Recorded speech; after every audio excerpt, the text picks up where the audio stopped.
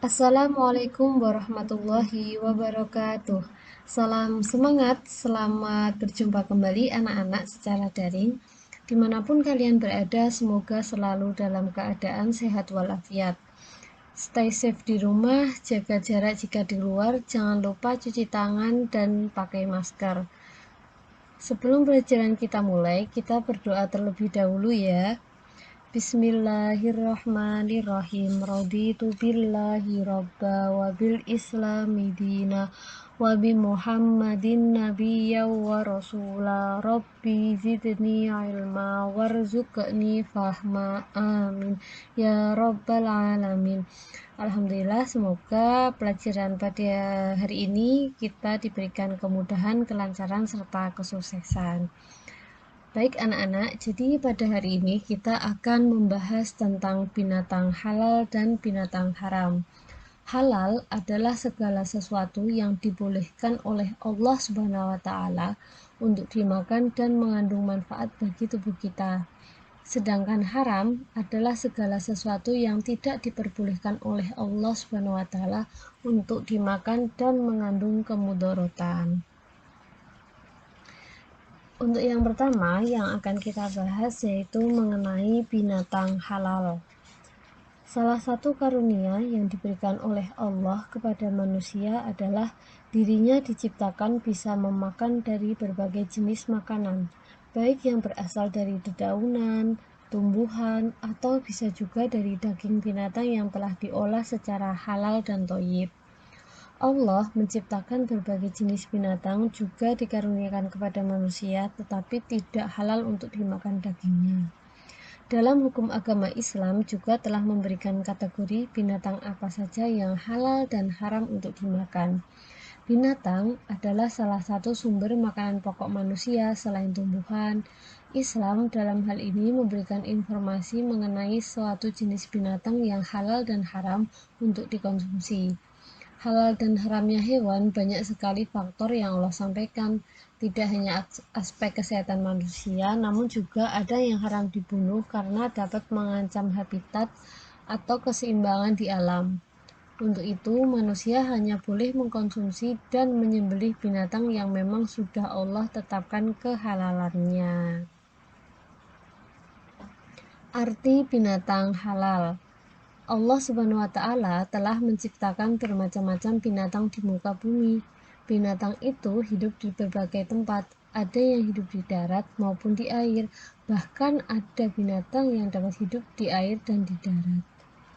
Binatang yang halal adalah semua jenis binatang yang boleh dimakan oleh seorang muslim menurut ketentuan agama dan membawa manfaat positif bagi tubuh manusia. Islam telah mengatur dalam Al-Quran dan hadis tentang apa saja yang boleh dikonsumsi oleh manusia. Untuk selanjutnya yaitu jenis binatang halal untuk dimakan. Yang pertama, jenis binatang yang hidup di air.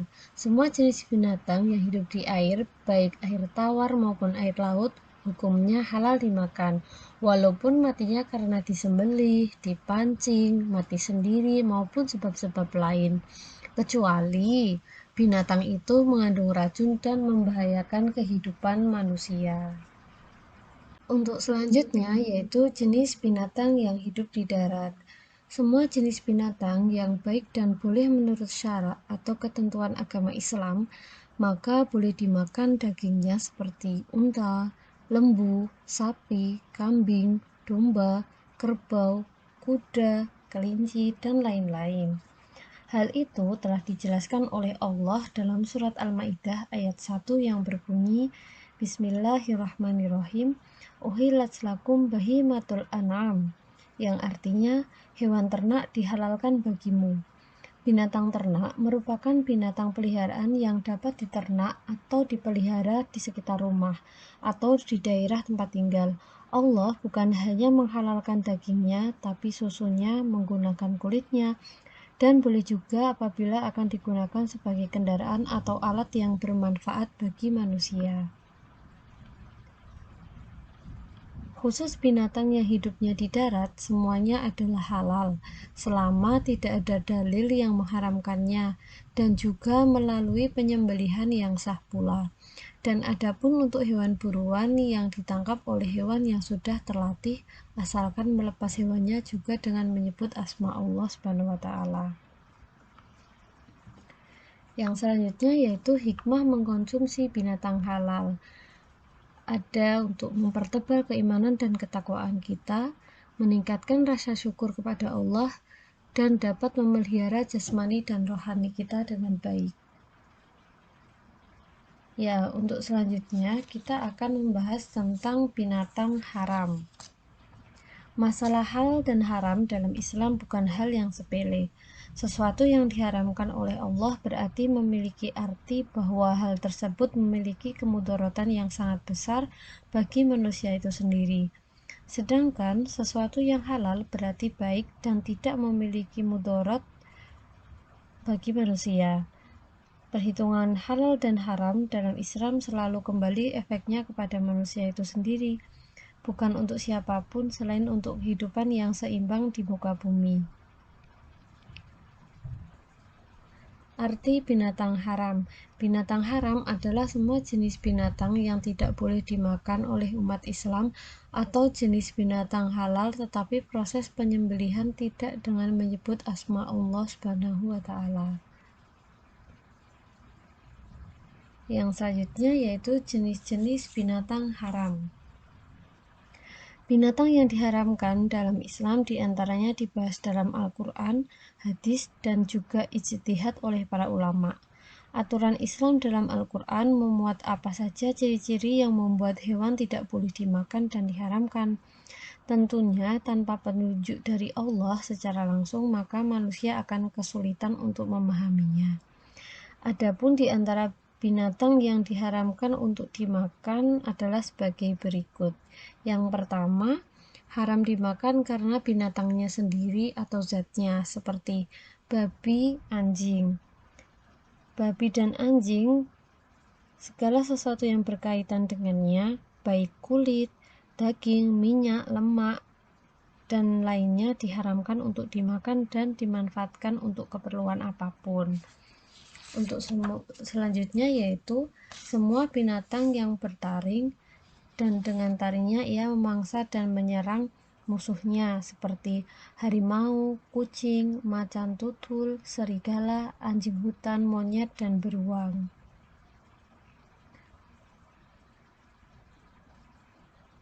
Untuk selanjutnya yaitu semua bangsa burung berkuku yang dengan kukunya ia mencengkeram atau menyerang musuh-musuhnya seperti burung elang, burung hantu, burung raja wali, burung bangkai, burung gagak, kelelawar.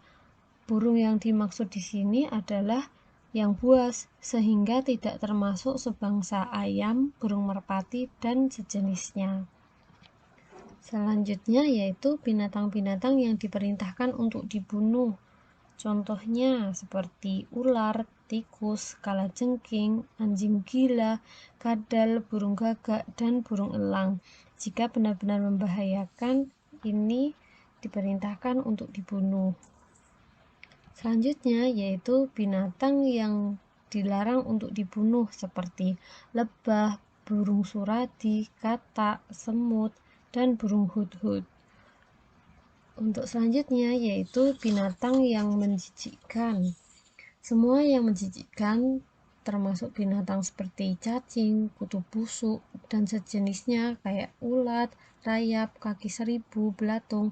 Ini diharamkan oleh Allah Subhanahu wa Ta'ala. Untuk selanjutnya yang kedua yaitu binatang yang haram dimakan karena faktor yang datang dari luar. Seperti binatang yang disembelih tidak disebutkan nama Allah Subhanahu wa Ta'ala. Jadi kita dianjurkan bahwa ketika akan menyembelih binatang minimal kita menyebut asma Allah Bismillahirrahmanirrahim. Untuk selanjutnya yaitu bangkai, yaitu binatang yang mati dengan tidak disembelih atau binatang yang disembelih tetapi dengan cara yang tidak sesuai dengan syariat. atau disembelih sesuai dengan syariat tetapi dengan tujuan yang tidak dibenarkan oleh syara, seperti penyembelihan yang dipersembahkan kepada dewa-dewa atau ritual-ritual kesyirikan lainnya. Namun, ada juga bangkai yang boleh dimakan, yaitu bangkai ikan dan belalang. Yang selanjutnya yaitu jalalah, yaitu binatang yang sebagian besar makanannya adalah sesuatu yang kotor atau najis, seperti bangkai atau kotoran lainnya. Walaupun pada awalnya ia adalah binatang yang halal dimakan, tetapi menjadi tidak boleh dimakan apabila binatang tersebut tidak mau makan atau lebih banyak memakan sesuatu yang kotor. Selanjutnya yaitu cara menghindari binatang haram. Yang pertama, kita harus lebih selektif terhadap makanan yang akan dikonsumsi. Kemudian, waspada terhadap makanan yang bersumber dari binatang haram. Dan memahami bahwa binatang yang haram tidak bermanfaat bagi tubuh dan bahkan sebaliknya. Untuk selanjutnya yaitu akibat mengkonsumsi binatang haram. Itu bisa mengakibatkan merusak organ tubuh yang memakannya, organ tubuh orang yang memakannya. Kemudian dapat terjangkit penyakit jasmani dan rohani, susah menerima ilmu kebenaran, dan bahkan bisa mendapatkan murka dari Allah Subhanahu wa Ta'ala. Baik anak-anak, cukup sekian dari Ibu Guru ya. Semangat selalu belajar. Semoga kita lekas bertemu. Terima kasih. Dimanapun kalian berada, selalu jaga kesehatan ya. Kurang lebihnya mohon maaf. Wassalamualaikum warahmatullahi wabarakatuh.